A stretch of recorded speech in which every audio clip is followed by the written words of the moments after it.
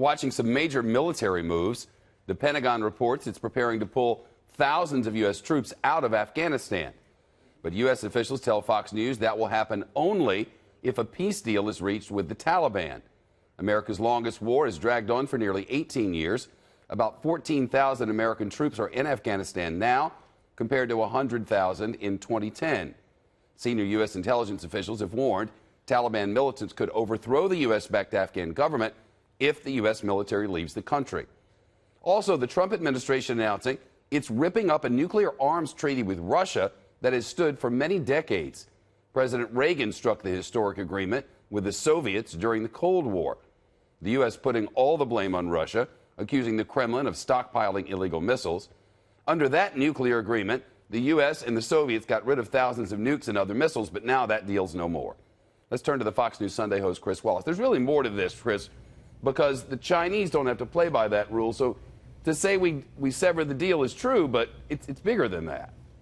Yeah, let me just say, I was literally in that room with Gorbachev and Reagan and a few hundred other people as well when they signed that deal in 1987. You've been around a while. I have been around a while, and it was very exciting because it was the first time that they weren't limiting the increase in the number of weapons. They were actually cutting back. It was the zero option where they were going to eliminate all intermediate range missiles. They had thousands of them. The Russians did, pointed at Europe. We had threatened to deploy them in Europe, pointed at Russia, and everybody agreed to go to zero. It was a big deal. As you point out, though, now, because back in 1987, China wasn't even a player in this. They weren't included in the deal.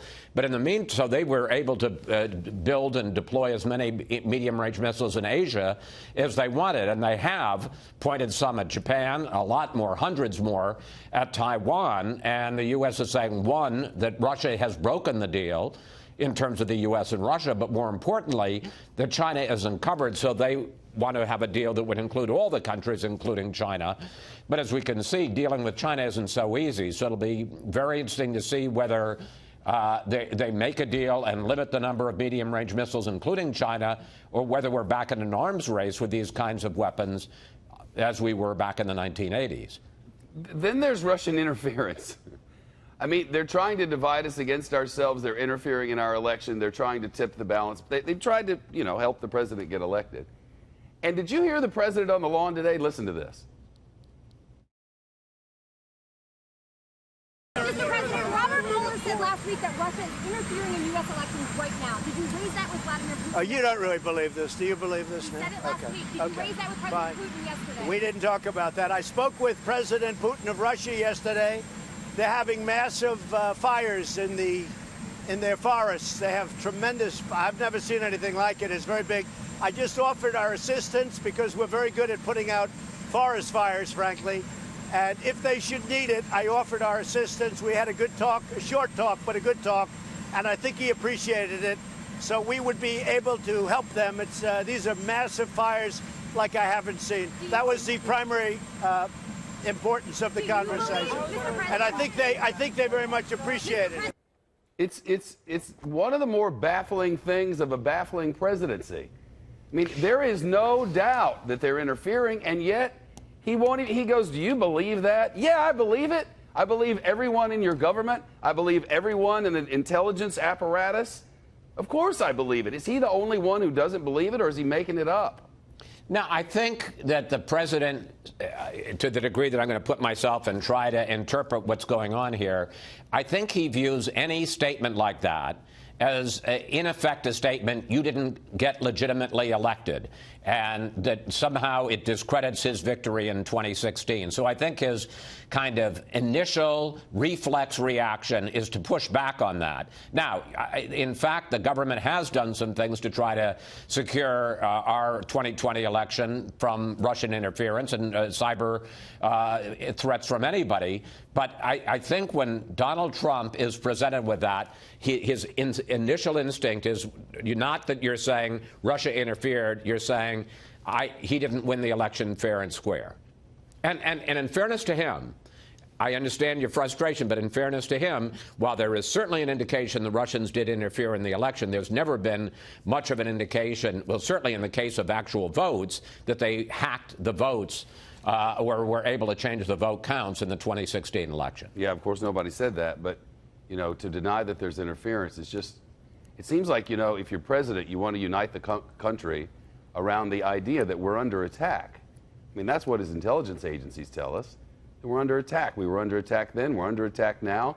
We need to all come together and get used to the idea that we got to prepare for this and spend money for this and realize the Russians aren't our friends. You know, he doesn't want to put out the fires in California anymore, but we're going to help the Russians put out their fires. It's just a big old boatload of weird to me. Well, I gave you my best explanation of what I think is going on. And in fairness, there have been steps taken to try to protect us from more interference in 2020, but it just is not a game that Donald Trump is willing to play, at least in talking to reporters. And, you know, there's another factor there, which is Mueller. You know, he doesn't like Mueller. He thinks it was a witch hunt. He thinks it was a way to undercut. I'm trying to just do some translation here. Yeah. They're trying to undercut his election as the duly elected president of the United States. And so I think he gets his back up. That doesn't mean that we're not trying to, you know, our intelligence agencies and other parts of the government aren't trying to do everything they can to stop Russian interference, but it's just not a game that Donald Trump's going to play. All right. Why don't you take the weekend off? No, I like doing my show. All right. Well, then we'll be watching. And we have a great show. I was just about to read the promo for that. Well, good. Good. Look at that. This week on Fox News Sunday, Chris will talk with the White House trade advisor, Peter Navarro. Also, Pete Buttigieg, the mayor of South Bend, Indiana, Democratic presidential candidate, raised a lot of money. He'll be. What are you going to talk to Buttigieg about? Well, it's interesting. You know, I'm calling it the Pete Show because we got two Petes right. on.